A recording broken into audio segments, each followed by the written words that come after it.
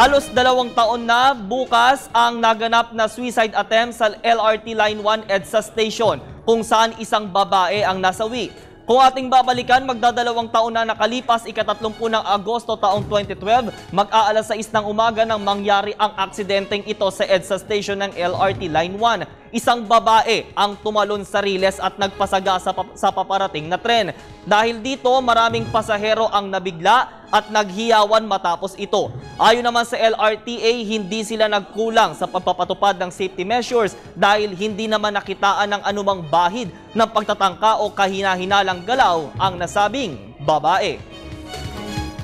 Bumili naman ng 4 na bagong portable submersible pump ang Metro Rail Transit para hindi na magbaha ang ilang pang riles na kabilang sa kanilang linya. Ayon kay MRT Buildings and Facilities Section Head Engineer Carlos Sapang, 2 sa mga submersible pump ay electric operated habang ang nalalabi ay generator operated. Paglilinaw ni Sapang, ang transformer para sa submersible pump sa underground station ang pumalya noong Miyerkules dahilan para hindi gumana ang paghigop ng tubig na nagdudulot naman ng pagbaha.